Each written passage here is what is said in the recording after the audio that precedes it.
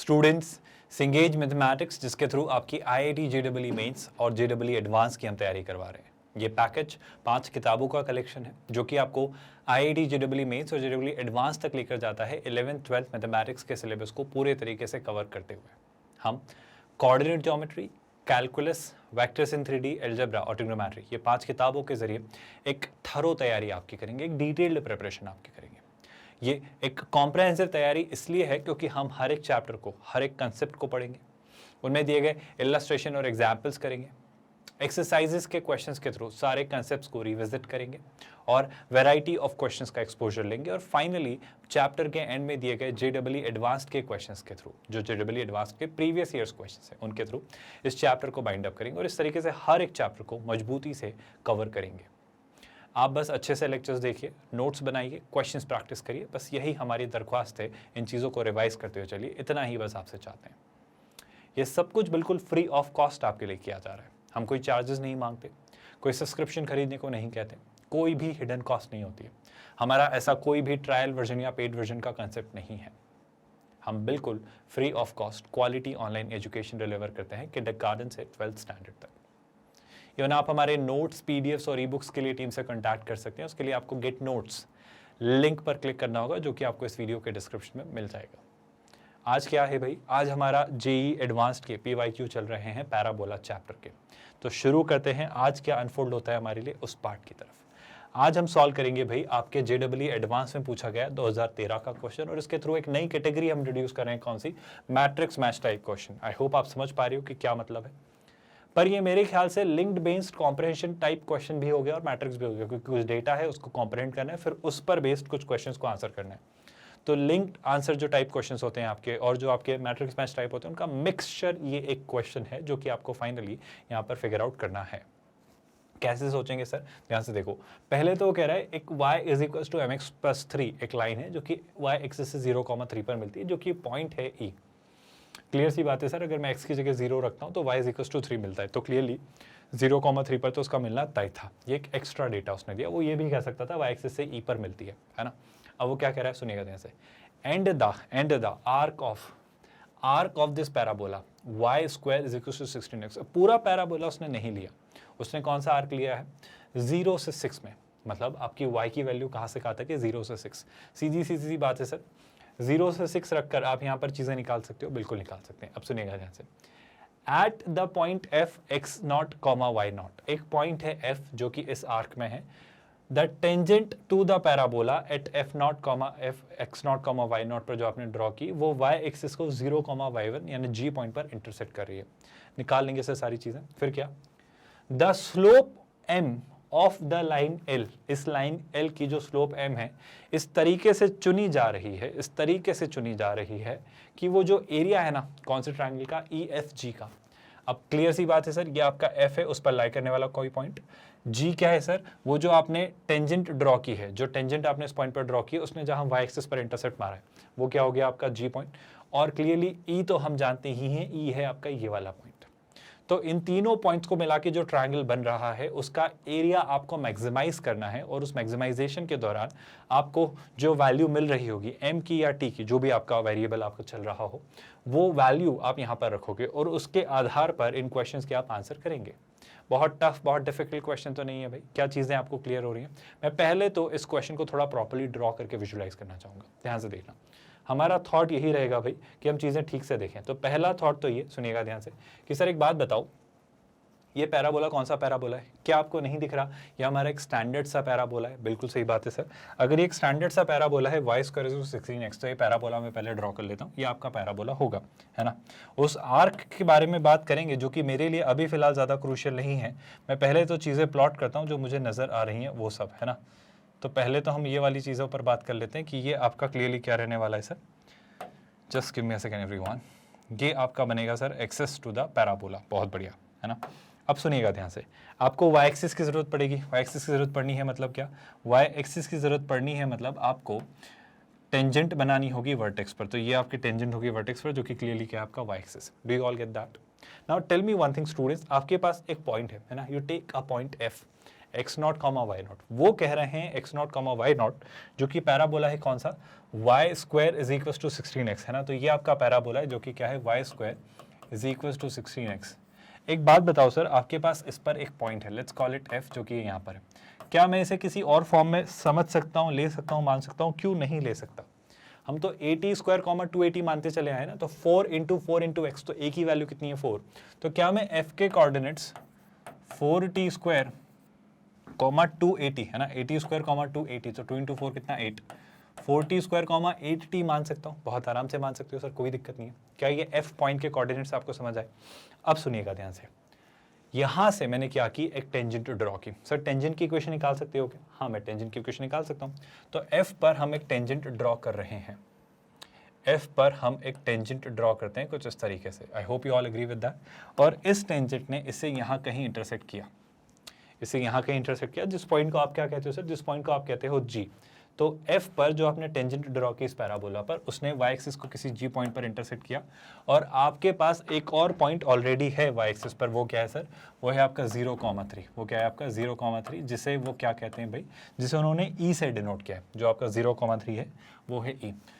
अब आपका ये जो ट्रायंगल बन रहा है, कौन सा ट्रायंगल भाई, ई एफ जी, है ना, ये जो ट्रायंगल बन रहा है ई एफ जी, आपसे इस ट्रायंगल के दरमियान सवाल करे जा रहे हैं, आपको इस ट्रायंगल का एरिया निकालना है। आई होप यहाँ तक चीज़ें सॉर्टेड है सर, सब कुछ निकाल सकता हूँ मैं, सारी चीज़ें कर सकता हूँ, बस आप ये बताओ जी के कोऑर्डिनेट्स क्या हैं। अगर जी के कोऑर्डिनेट्स मिल जाए तो प्रॉब्लम आसान हो जाएगी। आई होप आपको दिख रहा है, हमारे पास ई है, एफ है, जी है, ई पता है, एफ हमने पैरामीट्रिकली मान लिया है, तो क्या जी को भी यहाँ तक पहुँचाया जा सकता है? बड़ी बेसिक सी बात है सर, हमने शुरुआत से पढ़ा है, आप भूले तो नहीं हो। सर इस टेंजेंट की इक्वेशन क्या होगी, या तो आप चाहो तो t इज इक्वल टू 0 से लिख लो, अगर कुछ क्लिक ना करे तो पैराबोला की इक्वेशन है ही, आपके पास पॉइंट भी है, तो t इज इक्वल टू 0 से आप लिख ही सकते हो ना, याद आ रही है बातें।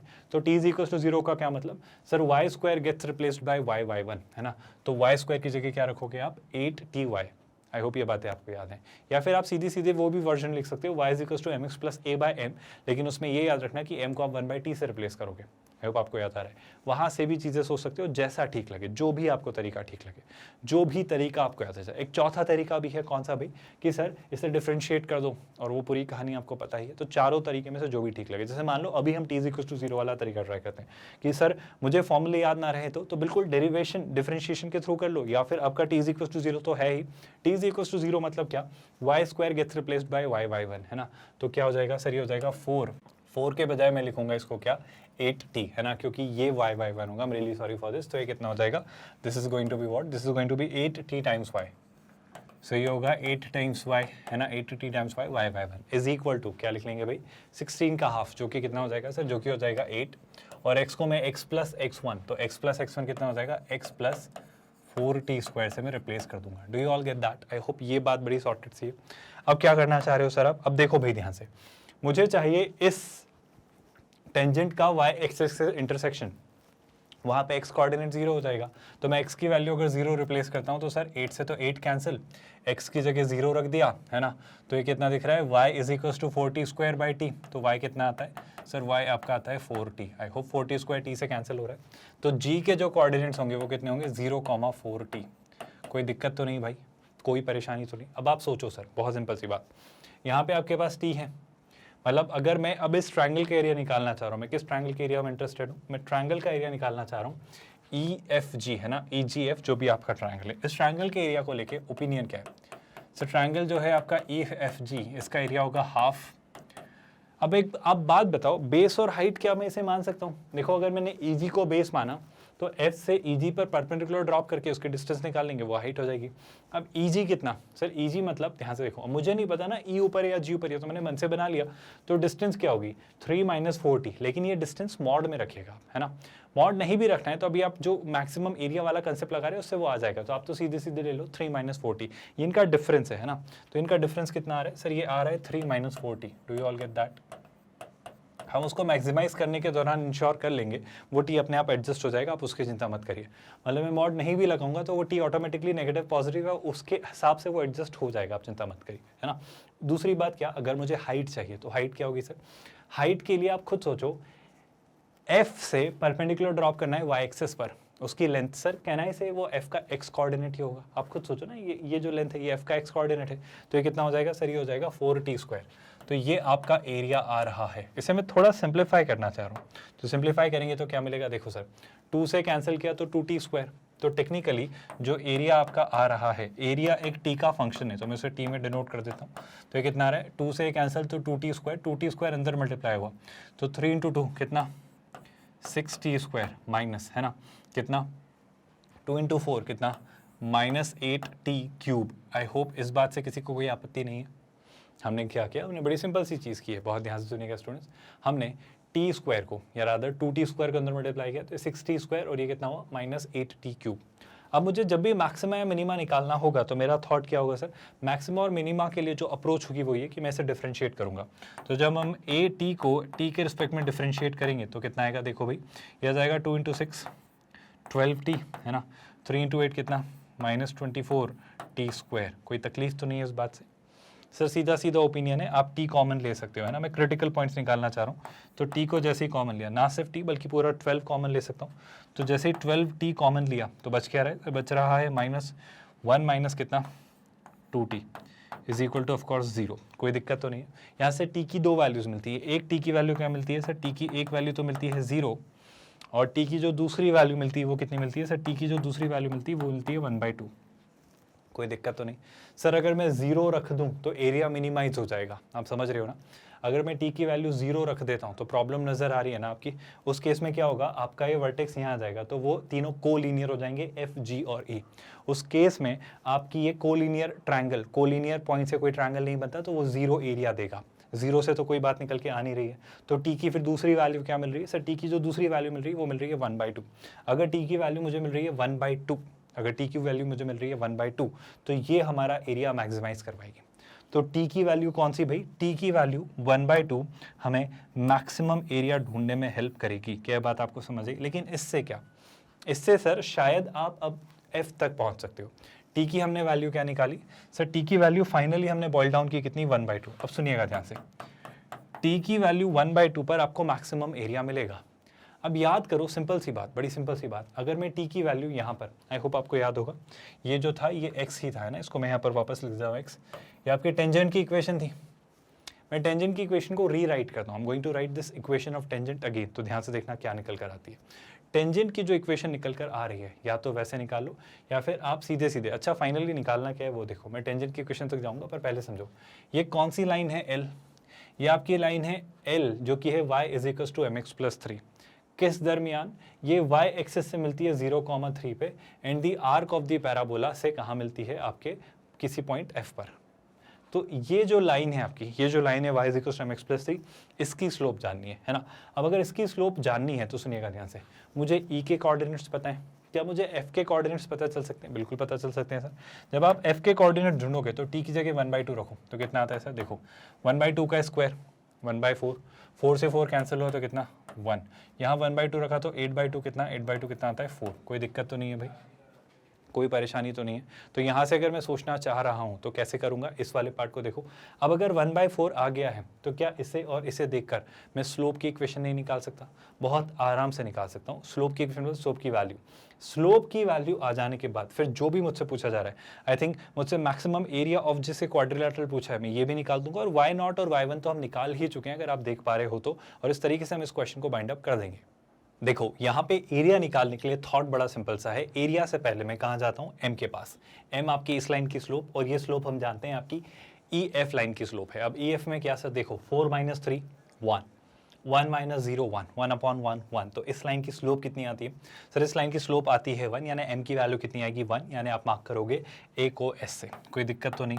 अच्छा, second question, maximum area of DEFG है ना। अब D तो कुछ दिया नहीं है, तो D एक्चुअली यहाँ पर कुछ नहीं है, वो एक्चुअली उन्होंने EFG ही आपको दिया हुआ है। तो ये जो ट्रायंगल है EFG, इसी का एरिया वो पूछ रहा है। और ट्रायंगल EFG का एरिया तो हम निकाल चुके हैं सर।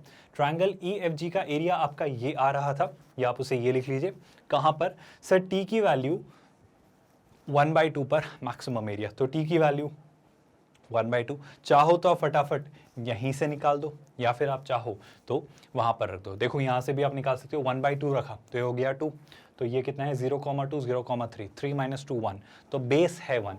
हाइट कितनी आ जाएगी सर? हाइट है 1, 1 × 1, क्या कुछ कहने की जरूरत है? 2, 1 × 1 डिवाइडेड बाई 2, तो कितना आ जा रहा है? अच्छा, हाफ बेस इंटू हाइट हमने यूज़ किया, 1/2 हमारा एरिया आया। अगर यहाँ से नहीं समझ आ रहा है तो यहाँ से देखो, देखो क्या आ रहा है, आपने क्या रखा सर? 1/2। अगर आप 1/2 रखते हो, बाय द वे बस एरिया के लिए इंश्योर कर लेना कि वो मैक्सिमम हो, मतलब वो पॉजिटिव वैल्यू कंटेन करे। तो यहाँ पर अगर मैं 1/2 रखता हूँ तो देखो 1/2 का स्क्वायर कितना? 1/4। 1/4 मतलब क्या? ध्यान से देखो सर, 1/4 मतलब 6/4, 6/4 मतलब 3/2। यहाँ पे 1/2 रखा तो 1/8, 1/8 यानी 1, तो 3/2 - 1 यानी 1.5 में से 1 घटाया तो आधा, तो वापस क्या आएगा? 1/2। 1/2 का मतलब हम मार्क करेंगे बी के लिए कौन सा पार्ट? पी। तो बी के लिए कौन सा पार्ट आता है सर? पी। आगे बढ़ते हैं। वाई नॉट वो पूछ रहा है, वाई नॉट मतलब आपसे ये वाला पार्ट, एफ का वाई कोऑर्डिनेट। और अगर मैं एफ का वाई कोऑर्डिनेट पूछूं तो कितना आता है सर? वो आता है 4। कोई दिक्कत तो नहीं? 4 यानी कौन सा ऑप्शन? क्यू। तो सी के लिए आप क्या मार्क करेंगे भाई? क्यू। थोड़ा और आगे बढ़ते हैं, y1 के लिए आई थिंक चीज़ें एक ही बच रही है। y1 यानी क्या? g का y कोऑर्डिनेट, g का जो y कोऑर्डिनेट था, g का जो y कोऑर्डिनेट था, t कितना था? 1/2, 4/2 कितना? 2, तो ये कितना था सर? 2, और वो क्लियरली एक ही ऑप्शन बच रहा है आपके पास, तो d के लिए क्या बचेगा सर? r। आई होप इस तरीके से ये क्वेश्चन आप मार्क करेंगे। एक बहुत ही सिंपल, बहुत ही बेसिक, बहुत ही आसान क्वेश्चन, जो कि पैराबोला के साथ साथ कैलकुलस का कंसेप्ट अपने अंदर मर्ज करे हुए हैं। यहाँ पर उसने कैलकुलस भी आपसे पूछ लिया और आपसे AOD, जहाँ पे मैक्सिमा या मिनिमा का कंसेप्ट इंट्रोड्यूस होता है, वो भी उसने ले आया। ऑल्दो अगर ये पार्ट नहीं समझ आया है इन केस, तो चिंता मत करना, जब हम कैलकुलस पढ़ रहे होंगे, जब हम डिफरेंशिएशन के बाद एप्लीकेशन ऑफ डेरिवेटिव पर आएंगे, तो हम मैक्सिमा और मिनिमा एज अ कंसेप्ट पढ़ रहे होंगे, तब हम और डिटेल में इस वाले पार्ट को एक्सप्लोर करेंगे। चिंता मत करिएगा कि मैंने एक्जैक्टली ये डिफरेंशिएट क्यों किया, क्रिटिकल पॉइंट कैसे निकाले, उन पर एरिया, मैक्सिमा और मिनिमा कैसे निकाला, ये बात आप सीखेंगे, चिंता मत करिएगा। पर मेरे ख्याल से पूरा क्वेश्चन प्रॉपर एक्सप्लेनेशन के साथ समझ आया, कहीं कोई डाउट या परेशानी तो नहीं है।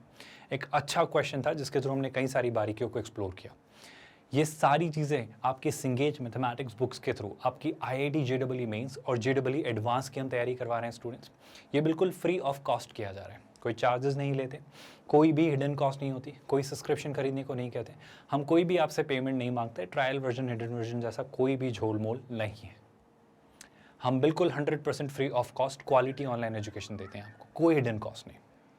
और आप हमारे नोट्स, PDFs और ई बुक्स के लिए भी टीम से कॉन्टैक्ट कर सकते हो। उसके लिए आपको गेट नोट्स एक लिंक दिखाई देगा इस वीडियो के डिस्क्रिप्शन में, वहाँ क्लिक करना होगा। कोई भी क्वेरी हो, कोई भी कंसर्न हो, कमेंट में लिखना, हम ज़रूर रिस्पॉन्ड करेंगे। ऑफकोर्स क्वेरी रेलेवेंट रखिएगा।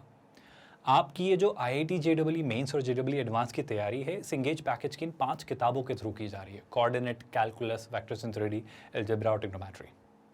ये पूरा सिलेबस कवर करते हुए आपकी एक थरो तैयारी करवाती है, क्योंकि हम इस बुक में दिए गए हर एक चैप्टर के हर एक कंसेप्ट को करते हैं, उनके इलस्ट्रेशन और एग्जाम्पल से उन कंसेप्ट्स को कंसोलिडेट करते हैं, चैप्टर के एंड में दी गई एक्सरसाइजेस के थ्रू उन सारे कंसेप्ट्स को रिवाइज करते हैं, वैरायटी ऑफ क्वेश्चंस का एक्सपोजर लेते हैं, हर कैटेगरी को एड्रेस करते हैं, और उसी के साथ फिर चैप्टर के एंड में दिए गए सारे JEE एडवांस्ड के प्रीवियस ईयर्स क्वेश्चंस भी करते हैं। यानी यकीनन तौर पर एक अच्छी मजबूत तैयारी है। बस आपको लेक्चर्स अच्छे से देखना है, कुछ भी मिस नहीं करना है। इन लेक्चर्स के दौरान नोट्स बनाने हैं, स्क्रीनशॉट मत लीजिएगा, नोट्स बनाइएगा, वो आपके काम आएंगे। और इन्हें रिवाइज करते हुए क्वेश्चंस प्रैक्टिस करना है, यही की है इस एग्ज़ाम को क्रैक करने की, मेरे पर्सनल ओपिनियन में। अच्छे से पढ़िए, मेहनत करिए, और इसी के साथ साथ इस प्लेलिस्ट को सेव कर सकते हो आप। क्या करना है, इसी वीडियो के डिस्क्रिप्शन में आपको दिखाई देगा फुल प्लेलिस्ट लिंक, जहां लिखा होगा Cengage mathematics for IIT JEE mains and advanced. वहाँ क्लिक करोगे तो पूरे सारे वीडियोस एक प्लेलिस्ट में अरेंज्ड मैनर में आपको दिखाई देंगे। वहाँ पर प्लस साइन दिखाई देगा, वो होगा सेव प्लेलिस्ट का ऑप्शन। आप हमेशा इन वीडियोस को एक्सेस कर सकते हो इस प्लस साइन को क्लिक करके, और इससे आपके पास ये प्लेलिस्ट हमेशा रहेगा आपके यूट्यूब अकाउंट में। आप चाहें तो इस प्लेलिस्ट के जरिए या फिर हमारी वेबसाइट magnetbrains.com पर चीज़ें सिस्टमैटिकली रखी हुई हैं, वहाँ से भी इन लेक्चर्स को एक्सेस कर सकते हो। आई थिंक चीज़ें क्लियर हैं आप सभी को। इसी के साथ साथ हम डेली आपके लिए 2 वीडियोस रिलीज़ करते हैं, ताकि आपका टाइमली कोर्स कंप्लीट हो और आप एक अच्छी तैयारी के साथ कॉन्फिडेंटली एग्जामिनेशन हॉल में जाकर एक अच्छी रैंक, एक अच्छा परसेंटाइल, एक अच्छा स्कोर लेकर आए। ये 2 वीडियोस रेगुलरली जो आपके रिलीज़ होते हैं रात के वक्त 9 साढ़े 9 बजे के आसपास रिलीज़ होते हैं। आप इन्हें डेली लाइव ही प्रीमियर देखिए। इनकेस अगर बैकलॉग क्रिएट भी हो रहा है तो उस गैप को कवर करने की कोशिश करिए। आई थिंक आज के लेक्चर में इतना काफ़ी है। बस गुजारिश यही है कि इन वीडियोस को आप भी और लोगों से शेयर करेंगे, ताकि free of cost quality online education हर एक स्टूडेंट तक पहुंचे और वो भी इससे बेनिफिट ले पाएँ। विद दैट आज का लेक्चर करते हैं यहीं एंड। ख्याल रखिए अपना। Thank you so much.